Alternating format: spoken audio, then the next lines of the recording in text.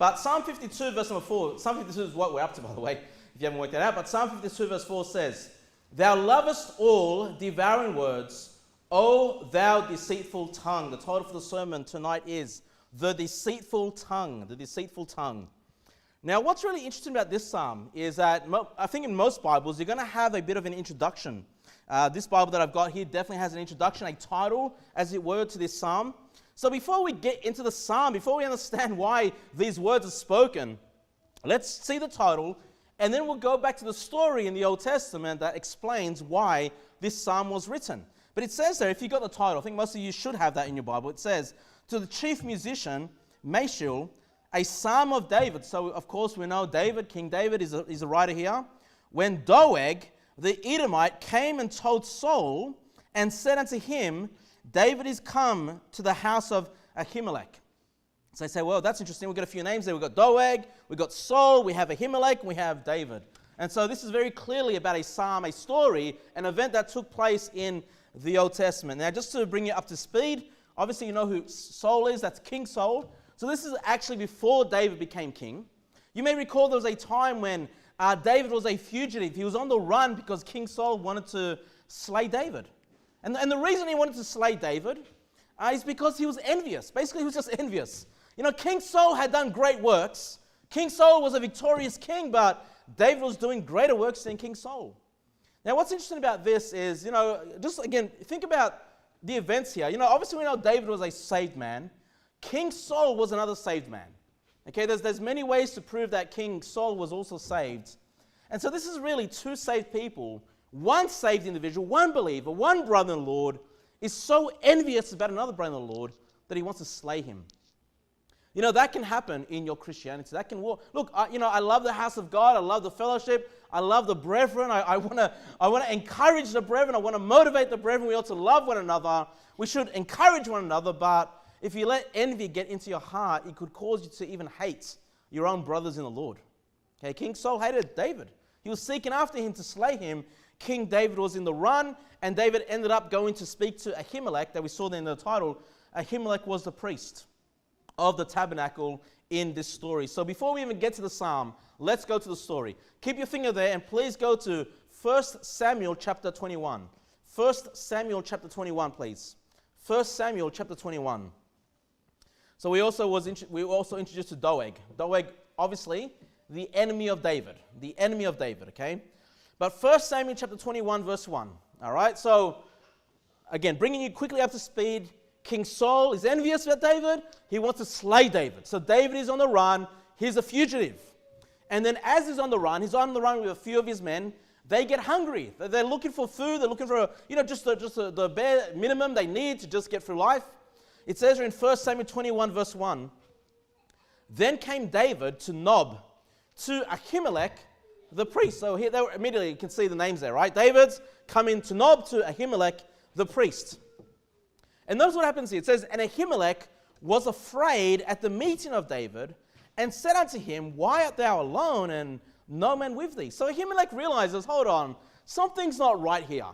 Again, David's on the run. He's a fugitive. Ahimelech's not that aware of the situation, but he knows something's wrong for David to come to the tabernacle all on his own. Now, he definitely knows who David is. You'll soon see later, he knows that David is the one that defeated Goliath. We can see that later in the chapter, okay? David is a very, he's in the eyes of the Israelites, he's a hero. He's a great hero, he's a great man. But even then, Ahimelech says, something's off here. Something's not right. David coming here all by himself. We know, what's the business? So, what we see here is some red flags pop up in Ahimelech's mind. Something's not quite right. But what we also notice when it comes to the religious leader of the house of the Lord is that, we need to give people the benefit of the doubt, generally speaking. Like, even when you start to notice some red flags amongst individuals or by actions, at the end of the day, I'll tell you the truth, I want to give everybody the benefit of the doubt. Like, even if someone does wrong, I like to think that the guy had at least good intentions. But even if he had good intentions and's done wrong, it's still wrong. It's not an excuse for wrong. But generally, I like to think best of people. And I think Ahimelech here, he knows who David is. Even though it causes him some fear, he gives David the benefit of the doubt, okay? And he asks him this question, He goes, why art thou alone? Verse number 1. And no man with thee. Why are you by yourself, David? Verse number 2. And David said unto Ahimelech the priest, the king, that's King Saul, hath commanded me a business, and have said unto me, let no man know anything of the business whereabout I send thee, and what I have commanded thee, and I have appointed my servants to such and such a place. So King David's, not King David, he's not king yet. David is on the run from King Saul. And he says, the reason I'm here, Ahimelech, is because Saul sent me here. Now, obviously, David's lying. Okay? It's a complete lie. Obviously, he's not being sent by Saul to such and such a place with his men. He's lying, he's hungry, he's seeking some food. He's seeking some nourishment from the house of the Lord, from the tabernacle in this time. Verse number 3. And then he says this, now therefore, what is under thy hand? Give me 5 loaves of bread in mine hand, or what there is present. So look, give me 5 loaves, or whatever you have, whatever you got presently, please give it to me. I'm on the king's business here. This is official business. This is the important business, even though he's lying about the whole thing. Okay? Verse number 4. And the priest answered David and said, there is no common bread under mine hand. By common bread, he means we don't just have regular bread just here, that we can serve you. By common bread. The bread that he does have on location is bread that was used for the service in the house of God, which is the showbread, which we'll just keep going there. It says, but there is hallowed bread. That hallowed, of course, means hallowed like holy. So this is bread that's set apart. It's set apart for the service of God. We don't just have everyday bread that you can eat, okay? And then it says, if the young men have kept themselves at least from women. He goes, look, I guess I'm willing to give you this bread as long as you guys haven't defiled yourself with women. And, if I think it's Exodus 19 from memory, just going back to my preparation, that there was some instruction that in order to serve, obviously the priests had to keep themselves clean. They would go through these ceremony washings. And if they had been with their wife, within 3 days, they were not allowed to serve. They had to be away from their wives for at least 3 days to be able to serve in the capacity that they had. So I assume the priest is kind of thinking of these same instructions. Well, I guess I can give you this hallowed bread, this showed bread, but just make sure, you've not been with your wives. You haven't defiled yourself in that regard. All right? Let's keep going there. Verse number 5. And David answered the priest and said unto him, of a truth, women have been kept from us about these 3 days. So there's that idea, the 3 days, okay? So they've been cleansed in that way, right? And since I came out, and the vessels of the young men are holy, and so they haven't defiled themselves, they've kept themselves clean, right, in that sense. They're washed. And the bread is in the manner common, yea, though it was sanctified this day in the vessel. So the priest gave him hallowed bread, for there was no bread there but the showbread that was taken from before the Lord to put hot bread in the day when he was taken away. So basically just saying here that the priests agreed, all right, you can have the showbread. Anyway, there was hot bread coming anyway to replace it. They were just about to replace it with fresh hot bread anyway, so that showbread probably would have gone to waste, or they were going to get rid of it anyway. So he gives it to David and his men. Hope you guys are following along here. But again, don't forget, David's lying about the whole thing. Okay, he's on the run. He's a fugitive. Verse number, what am I up to, brethren? Number 7. Verse number 7. Now a certain man of the servants of Saul was there that day. That means there in the tabernacle. Detained before the Lord. So for whatever reason, we don't get given the explanation, but this man is there on business. He's there stopped at the tabernacle for whatever business there is. We're not sure why. He's detained there for a period of time. And his name was Doeg. So now you know where the other name comes from the psalm, okay? An Edomite. So he's not even an Israelite. He's an Edomite, okay? The chiefest of the herdmen that belonged to Saul. So even though he's an Edomite, he's serving King Saul. He's a great herdsman. He's summoning authority, okay? He's got some control over the affairs of Saul there. Verse number 8. So this Doeg, he's observing what's happened. Like he's watching David speak to the priest, okay? He knows something fishy is going on here, all right? Verse number 8.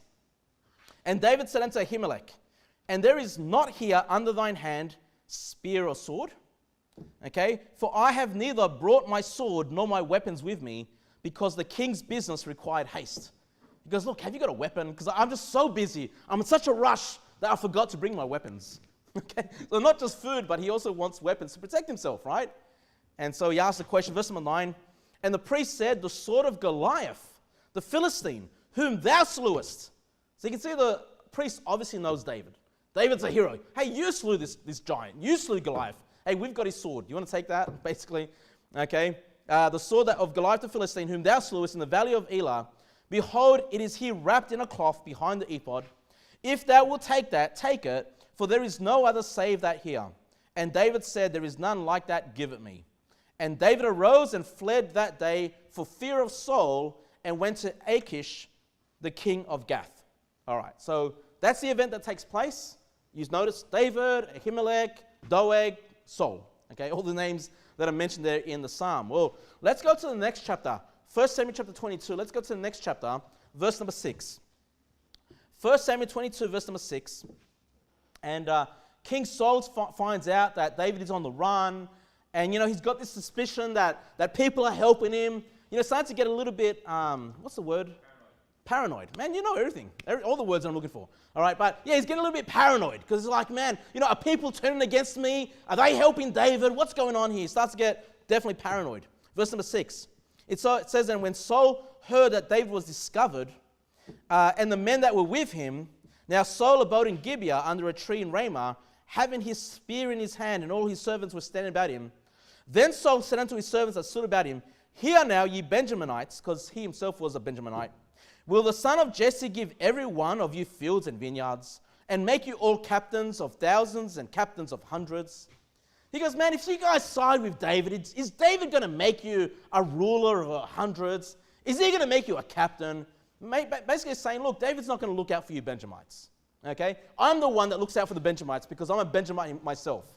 Okay? He's trying to turn the hearts of his tribe against David. Verse number 8. And then it says this, that all of you have conspired against me. Because there's a conspiracy in Benjamin. You're all turning to David. But there's no evidence of that. Okay? He's paranoid. He thinks there's a conspiracy against him. All right? He's losing it. He's losing his mind. King Saul. Okay? And so he says, sorry, guys, I keep losing my spot there. Verse number 8. That all of you have conspired against me, and there is none that showeth me that my son have made a league with the son of Jesse. His son, of course, being Jonathan. All right, perfect. Okay? And there is none of you that is sorry for me, or showeth unto me that my son have stirred up my servant against me. To lie in wait was at this day. So he's like, he's frustrated. None of you guys are helping me against David. You guys know that my son Jonathan's a friend of David. Couldn't any of you tell me that Jonathan is helping David? Right? Like I said, paranoid. Verse number 9. Now comes Doeg.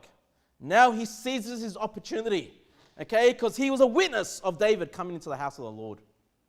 And don't forget, when we look at these stories, when we look at the house of the Lord as part of the story, what I want you to be thinking about is the New Testament house of the Lord, your local church, New Life Baptist Church. Okay?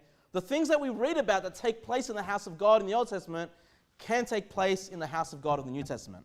Okay? So these are stories to make us aware of situations. You see, Doeg here, he finds an opportunity to make a name for himself.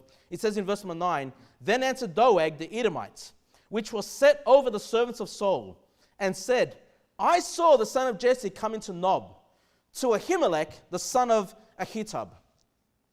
And he, that's Ahimelech, inquired of the Lord for him, and gave him victuals, and gave him the sword of Goliath the Philistine.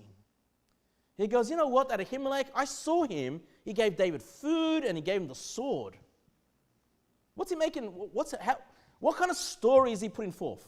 Now, was he a witness of these events? Of course he was. Okay, he's a witness. And he's telling the truth to some extent. But as you keep going, again, Doeg saw all of this. But he's not going to give Saul the full truth. He's not going to tell King Saul, but here's the thing, King. David lied. He misled Ahimelech, the priest. He's not going to say that. He's going to make it look like Ahimelech is completely, behind David, completely against Saul, part of the conspiracy to frustrate Saul. People can deceive, and it's not always with lies. Doeg doesn't tell a lie, but what he does is he tells half-truths. Half-truths. Ahimelech, he did give him food. He did give David the sword, but he was deceived by David. He thought David was actually on a business for King Saul. But Doeg hides that part of the story. He just makes it seem like, yep, Ahimelech's in favor of David. Ahimelech and the priests, they've all turned against you, king. Verse number 11. Then the king sent to call Ahimelech the priest, the son of Ahitub, and all his father's house, the priests that were in Nob, and they came all of them to the king. So all the priests, all of the people of the house of God. Verse number 12. And Saul said, Hear now, thou son of Ahitub. And he answered, Here I am, my lord. And Saul said unto him, Why have ye conspired against me? Now, has Ahimelech really conspired against him? Of course not. Okay? Doeg gave half-truths. Half-truths. He deceived Saul. He made Saul think that the priest was against him. And brethren, I want you to be cautious of half-truths.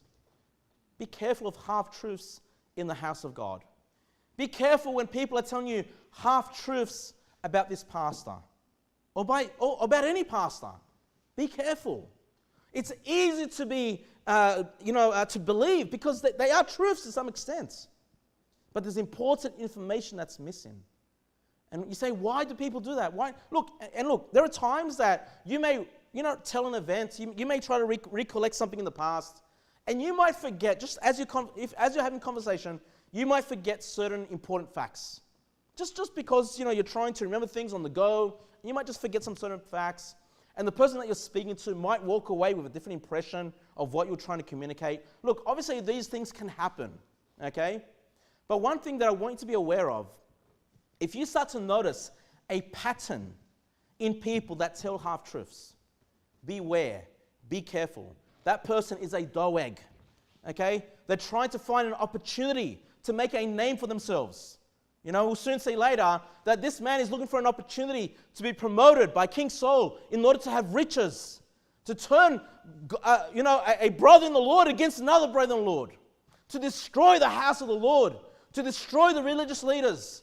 This person has an ulterior motive. You be careful when people are telling you half-truths. Now again, you're not always going to know that immediately, okay? But in time, you'll start to discover that. Have you, in your past, have you ever met someone that is full of half-truths? And then you've discovered later on, I didn't hear the whole truth. You give people the benefit of the doubt. It's like, well, maybe they just forgot. Maybe I was just the one that should have paid attention. Maybe I should have asked better questions because I was left a little deceived by that conversation. Maybe the problem is me. And look, that can happen. Like I said, a one-off situation, you forget a few facts, someone walks away with a different impression. These things can happen in normal life, okay? But when someone starts to develop a pattern, okay, you watch out. That person is a Doeg. They're leaving out parts of the story for their own purpose, for their own benefit, okay? They're looking to destroy the house of God. Be careful about this individual. Say, what individual are you speaking about, Pastor Kevin? I don't know. Just in case an individual like that appears now in this house. Be careful, because they're seeking to destroy. Let's keep going there. Verse number, someone can help me out. Verse number 13. And Saul said unto him, Why have ye conspired against me, thou and the son of Jesse, in that thou hast given him bread and a sword, and hast inquired of God for him, that he should rise against me, to lie in wait, as at this day? Did you advise David to rise up against me? Did you go to David and say, hey, God's behind you, go and destroy Saul? Again, King Saul's losing it. Okay, paranoid. Thinks everything's a conspiracy. He's targeted. Everyone's after him. Right? Everyone's after him. Verse number 14. And Ahimelech answered the king and said, and who is so faithful among all thy servants as David? He goes, Ahimelech's confused. He goes, but David's one of your most faithful servants. Ahimelech doesn't realize that there's this problem between David and Saul. He goes, look, I helped David because he's your most faithful servant. He loves you, King Saul. Aren't you his father-in-law? Didn't you give your daughter to be his wife? I mean, you guys are related even, right? So, Ahimelech is what? He's blown away by this accusation. okay, which is the king's son-in-law, and goeth at thy bidding? He goes, David does everything you want, king, and is honorable in thine house. I mean, everyone holds him in high honor. In your own house, King Saul. He's like, what? Like, I'm confused right, about this. Verse number 15. Did I then begin to inquire of God for him?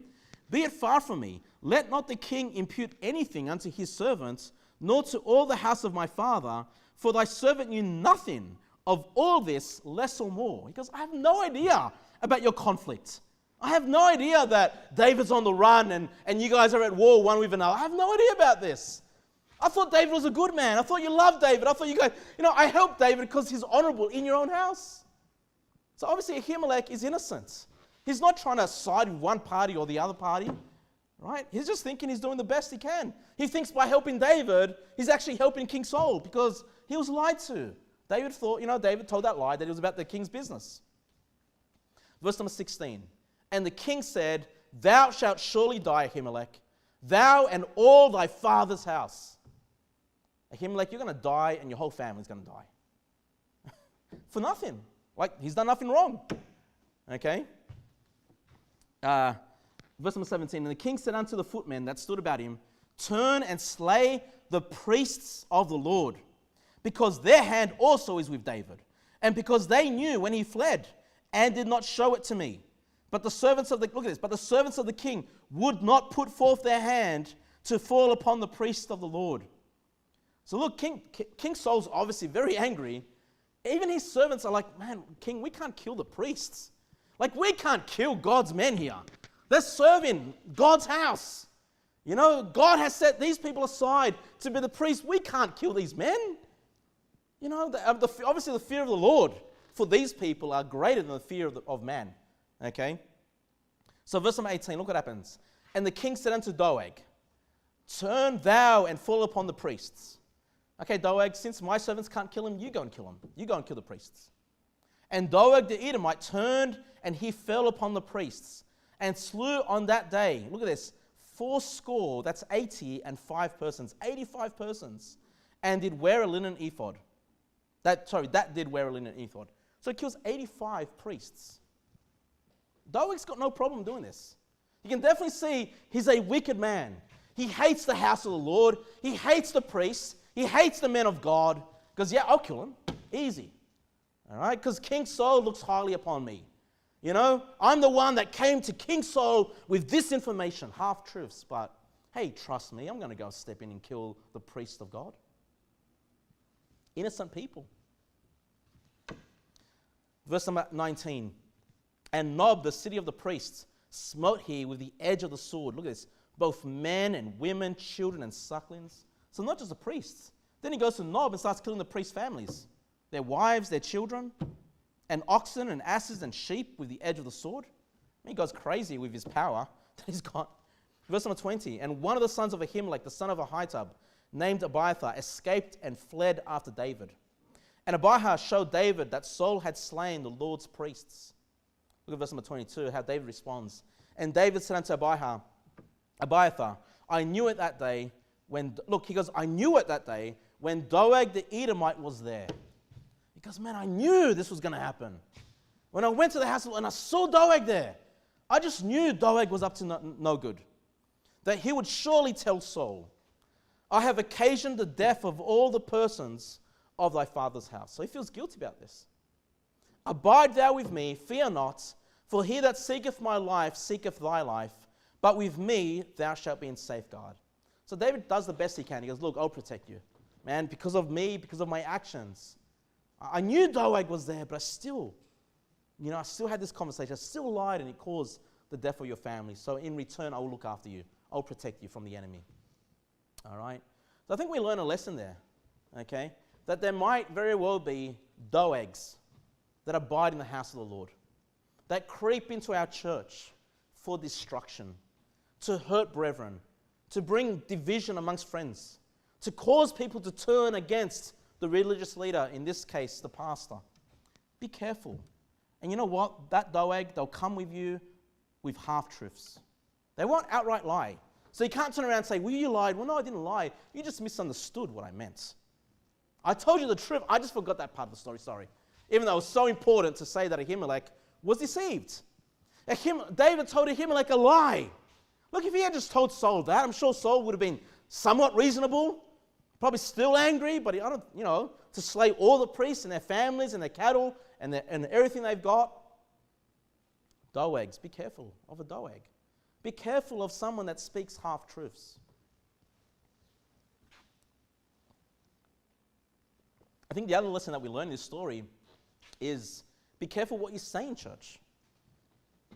Because there could be someone there that would just waiting for that opportunity for a mistake to be made. Just waiting for an opportunity for some words to be exchanged where they can take those words to their advantage, to destroy people and then lift themselves up in a prominent position, whatever that position may be. Please be careful about even what you say in the house of the Lord. There might be, look, I don't think so. I look at the church and I love you all, honestly. I love you all, but even then I'm careful about what I say. There might be things that I think about and I just think, I'm not going to say that because I don't want that to be taken the wrong way or for it to be exaggerated, or someone says, what pastor said about you. I try to be careful, when I have words to say. And you know what? If I have something to say to an individual, I'll go up to that individual and talk to them. Honestly. I've done that already in the past, okay? But just you guys be careful as well. Be careful. There might be doegs there that are seeking to destroy our church. All right. Hope that brings you up to speed to the story. Let's go to Psalm 52 now. Let's go to Psalm 52, verse number 1. It's not a very long psalm, but I think knowing the story really helps highlight what this psalm is all about. So Psalm 52, verse number 1. Now, David here is speaking to Doeg poetically in a song, okay? He says, "Why boastest thou thyself in mischief?" So he's speaking about Doeg. So what's Doeg doing? He's boasting. He's like, King Saul believes me. I'm here behind King Saul. I'm the one that's willing to carry out the dirty business that King Saul wanted to do. There's no other servants that wanted to slay the priest. I'll do it. He believed me. And he gets a nice prominent position. He's boasting in mischief. So David says, "Why boastest thou in mischief, O mighty man?" Look at this. "The goodness of God endureth continually." He says, you know what? But I know God is good. And his goodness will continue. What is he saying by that? He's saying, you know what? God is going to judge you, Doeg. God is going to destroy you for the wickedness that you've done in the house of the Lord. And you know what? When God judges the wicked, that's the goodness of the Lord. That's God doing good when he destroys and he judges the wicked. So David, obviously, feeling guilty about what happened, about the priest dying because of his actions. You know what? But he finds encouragement thinking about how God's going to step in and reward the wicked by destroying them. The Bible says in Proverbs chapter 6, verse 12, "A naughty person, a wicked man, walketh with a froward mouth." So his mouth says harsh and horrible things, damaging things. He says, "He winketh with his eyes." Wink, wink. "He speaketh with his feet. He teacheth with his fingers."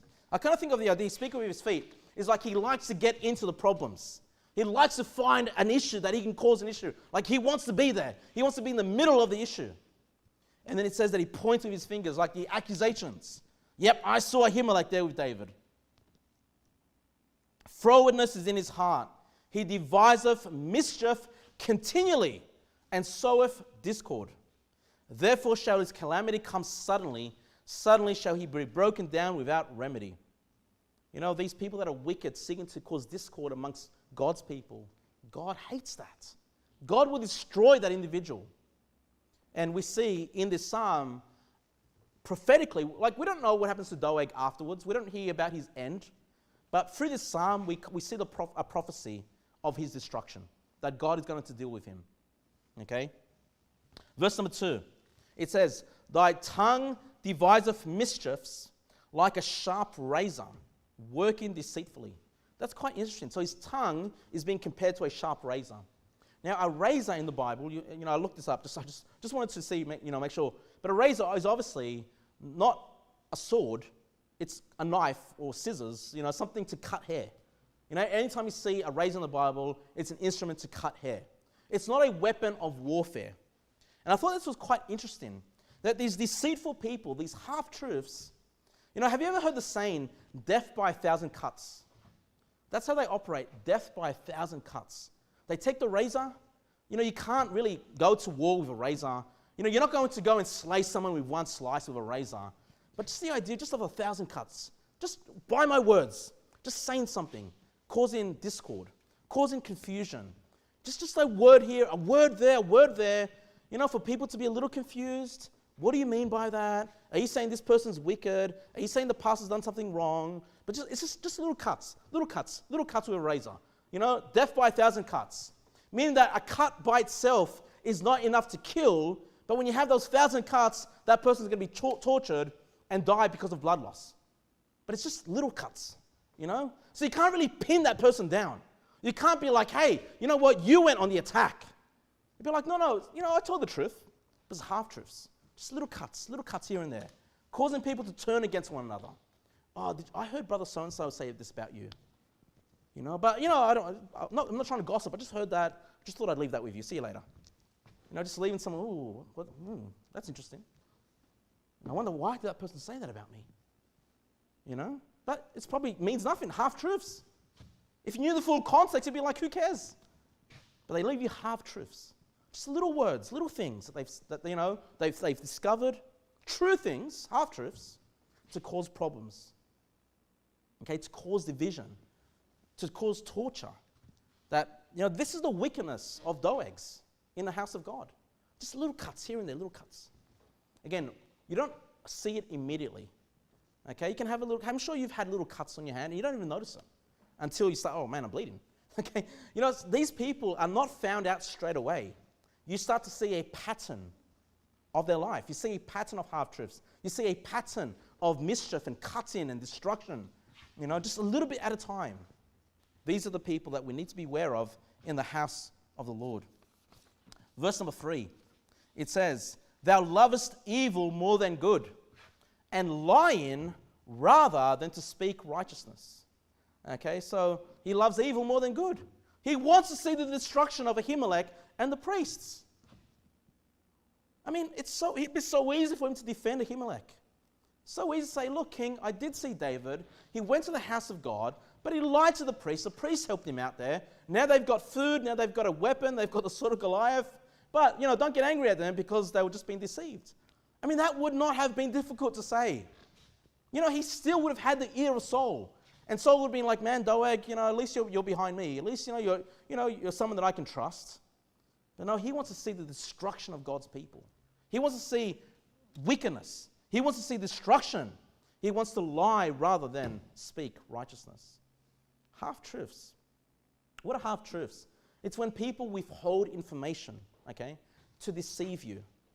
Withhold parts of a story to deceive you. I can think of people like this. But again, you don't know straight away. You don't really realize. And, let's keep going there. Verse number 4. It says, thou lovest all devouring words, O thou deceitful tongue. So doegs, the people that are doegs, they've got that deceitful tongue. Okay? What says there? Thou lovest all devouring words. To devour is to swallow up, to destroy. They want to see destruction. Again, I can think of people that I've come across that love destruction. They love drama. When there's peace, they're not satisfied. They like to stir the pot. Have you heard that before? I think I've shared with this church once. I worked with someone once that would admit to me, I love stirring the pot. Just coming to work, to do a job well, get paid and go home was not enough. This person that I worked with just admitted to me, I love to stir the pots. I love to cause conflict. I just love to, did you know that? And then they leave and they just watch. Let's see what happens. Let's see the kind of problems that happens. That's why I come to work, not just to do the job, but to stir the pot, to cause conflict. Man, there are people, probably for a lot of us, we're like, that's crazy. Why? Why would you want to do that? But honestly, they're so wicked. They're so hateful.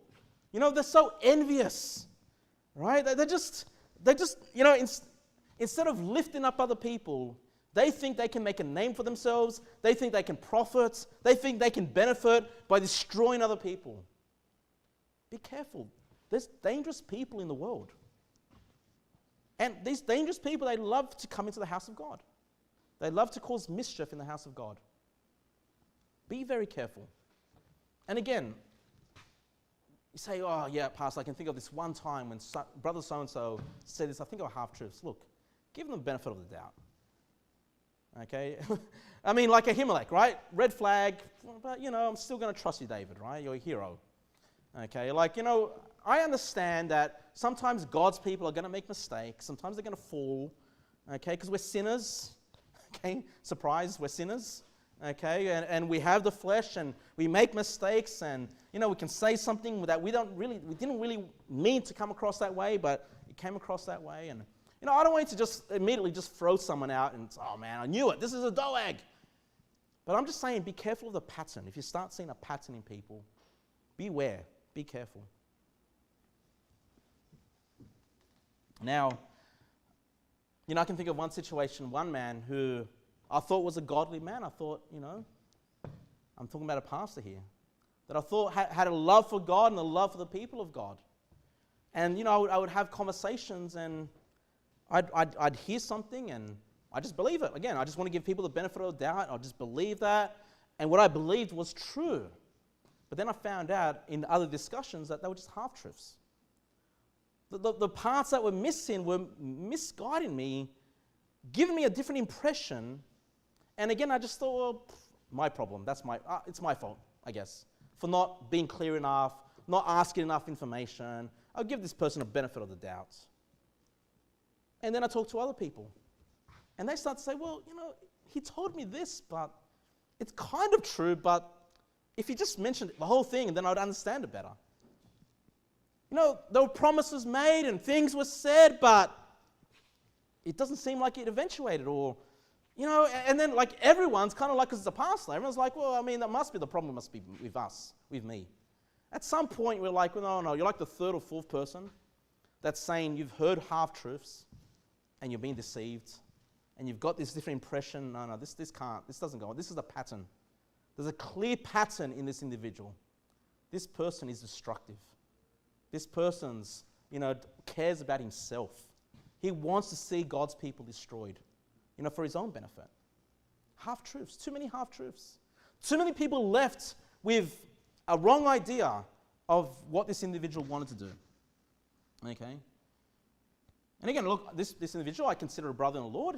I realize that people can get so, like King Saul, I guess, so envious, so angry at a fellow brother, so puffed up, so upset when others are doing well for the Lord, and they just lose it. They just do strange things. Be careful. You know what? If you succeed in God's business, in God's service, I want to rejoice. I want to say, amen, praise God. Any church, I don't care if there's a good church and they don't believe in the reprobate doctrine, they don't believe in a post-trib pre-wrath rapture, they still believe the Jews are God's people, but they're saved and they're doing great works for God and they're doing the Great Commission, they're seeing souls saved and they're preaching great sermons and they're helping the people of God. Praise God. I'm not looking to destroy God's people. I've said before, if you guys say, hey, Pastor, New Life Baptist Church is not the church for me, there's another church that I believe I can get plugged into. They're King James only. They love the Lord. They're soul winning. They're preaching the right gospel. I think we'll fit better there as a family or as an individual, whatever. You know what? As much as it makes me sad to lose you in the church, I'm just glad that you're there, just loving the Lord, you're serving the Lord. You're getting behind that church. You're getting behind that pastor. Honestly, I just want every one of God's people to do very well in life because there's so few of us that are saved.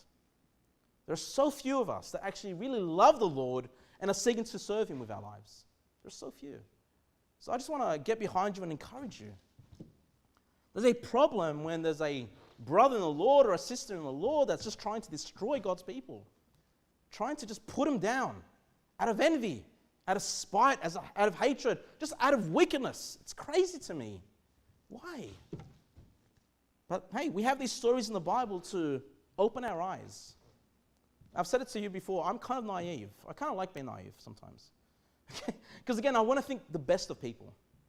I don't want to just be constantly going to church, going back home after church, going, oh man, that brother, I knew it. sister so-and-so, I just knew that was going to happen.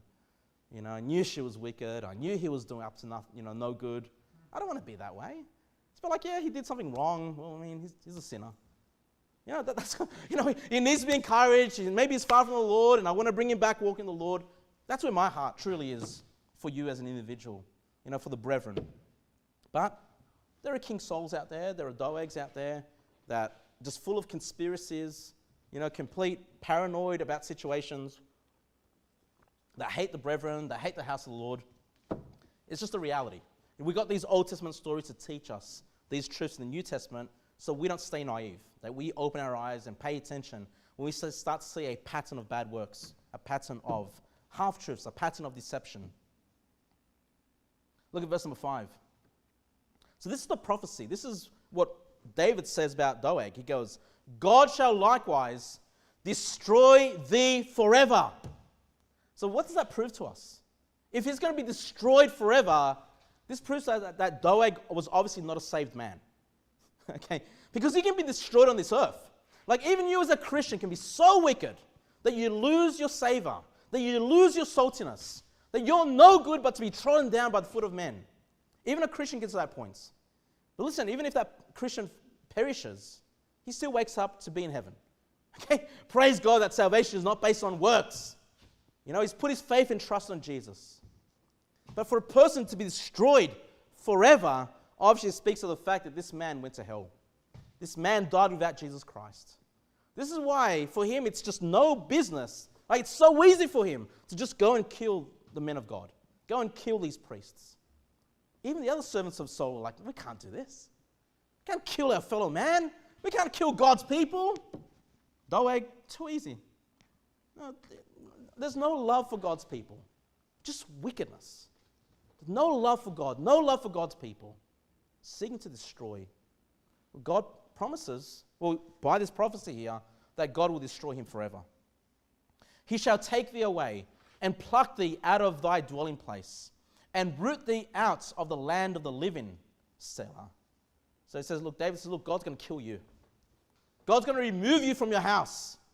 God's going to kill you and you're going to be destroyed forever. You're going to burn in the lowest hell, Doeg, for your actions.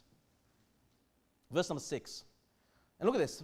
The righteous, those are the believers, also shall see and fear and shall laugh at him. Imagine that, Doeg. The believers are like laughing at him. Look at his destruction. Look how God is judging this man. And they laugh, ha ha. Finally, God's justice, God's vengeance has fallen upon this man. Hey, they're rejoicing at the wicked being destroyed. You know what? There's a time to rejoice when the wicked are destroyed by the hand of God. There's a time to rejoice. But primarily, what are we rejoicing? Are we just rejoicing about a soul going to hell? We're rejoicing that God has stepped in, okay, and judged righteously. We're rejoicing by the fact that, the wickedness has not gone, has not escaped God's sight. God's seen it. God has seen what wicked people do to God's people. And he judges them. He judges them, okay? He destroys them. That's a good time to rejoice. When you see the hand of God's judgments upon a wicked people. Look at verse number 7. Lo, this is the man that made not God his strength, but trusted in the abundance of his riches. So you can see what Doeg's motivation was. Riches. He had no fear of God. He didn't make the God of Israel his God. He's like, I'm after riches. He goes, man, if I do this, I can get rich. I can be in Saul's ear. Saul will look at me and promote me, give me riches, so I'm going to go and destroy and kill and murder innocent people. Destroy God's house for the abundance of riches and strengthen himself in his wickedness. Now, this is what's interesting in verse number 8, because we read here, so this is David. He goes, but I am like a green olive tree in the house of God. Now again, what is the house of God that's taking place? This is the tabernacle. The very same tabernacle that he went to and got his food from Ahimelech, okay, and got the sword of Goliath. David's like, you know what, Doeg? I'm still going to be in the house of the Lord. Like, even though you were there in the house of the Lord, even though you caused division and destruction, I'm still going to be in the house of the Lord. And when I thought about this, I was thinking, you know what, that's true. Sometimes problems, conflicts can develop in the church. You know, sometimes there can be major issues. Sometimes we have to discipline people and kick them out of the church. And, you know, it's not always popular. It's not what people really want to experience. Like, again, when you come to the house of God, you're probably looking just for a place of refuge, a place to recharge yourself in God's word and, to get back out there in a wicked world and continue just being, thinking of God at the forefront of your mind. That's probably why we want to come to church. Like, we don't really want to come to church to see conflict, to see 85 men of God being killed, a great conflict. That's not. But look, it happens. It happens. And you know what? When it happens, and if it does happen in our church, I want you to make the decision, like David did, that says, but I am like a green olive tree in the house of God. You know what? I'm going to keep coming to church, even though there's conflicts. I'm going to keep coming, even if the pastor had to kick out my best friend for his wickedness. I'm going to keep coming, because if I keep coming to the house of God, I'm going to be like a green olive tree. The green, obviously referring to the fact that it's an olive tree that's well watered, an olive tree that's fruitful, that it's established. It's a tree where its roots are dug in deep. Okay, it's unmovable, it's solid, but it's well watered, it's been looked after, and it's fruitful. Brethren, make sure you always prioritize the house of God, even if it's not New Life Baptist Church. Even if you find yourself one day in another city, young people, you're not all going to be here I hope you are all here, okay? But you probably find yourself in other places in Australia one day, maybe other places in the world. When you make a decision to go to a certain place, make sure you first have found a house of God that you can get yourself established in, where you can bring your roots in deep, where you can be that green olive tree, fruitful, unmovable, well-nourished. We need the house of God. And brethren, once again, even if there's major conflicts that develop in this church one day, problems, just say, you know what, I'm still going to be in the house of God. Okay? Because I've read in the Bible, look at all the problems that happen in the house of God. And King David is still there. Okay? A man after God's own heart. And then he says in verse number 8, I trust in the mercy of God forever and ever. He goes, man, I need God's mercy. Because, David didn't do right. He lied. He actually caused this to happen. Okay, I'm not trying to make an excuse for David's lies. David's just a man. Okay, David's a great man. Used mightily by God, but there are times, even he could have looked at a situation a little bit better. Even he should have realized, man, Doeg's here, I better be careful. Maybe I'll wait for Doeg to go, and then I'll call him to a private area, because Doeg, I can see that he's there. Maybe he should have been a little bit wiser, maybe a little bit more alert about the potential dangers. Okay? We don't always have to make excuses when we see God's men do something wrong. It's just, they're people. Okay? You do things wrong. I do things wrong. Okay? But, he says, you know what? I trust in the mercy of God forever and ever. If I just make God's house a priority, I know I'm going to be blessed. I know I'm going to be blessed by God. I know I'm going to see the mercies of God if I just stay in his house, if I just stay in church. Let that be your heart as well. Verse number 9. And then he says, I will praise thee forever. Again, we're in the house of God. I will praise thee forever because thou hast done it. He goes, Lord, you've taken out my enemy. Again, speaking prophetically. You're going to wipe out Doeg. And because of that, because the wicked doesn't go unpunished, because you're a righteous righteous God that judges righteously, I'm going to praise you forever because thou hast done it. And I will wait on thy name, for it is good before thy saints. He goes, Lord, I'm going to wait for you to destroy Doeg. I know it's happening. I know it's going to happen. You know what? He goes, for it is good before thy saints. It's good to develop patience. Right? It's good not to take your own vengeance on someone that has done you wrong. It's good for you to go, Lord, I'm just going to praise you. I'm going to be in your house. Lord, you've seen the wickedness that has taken place. You've seen how people have betrayed me, have attacked me, persecuted me, have lied to me, have deceived me, Lord. But I'm just going to be patient in your house, and I'm waiting for your time to destroy them, to judge them. That's the right approach. I like this. I like this psalm. I hope you guys like this psalm as well. Okay? I will praise thee forever because thou hast done it, and I will wait on thy name, for it is good before thy saints. Okay, let's pray.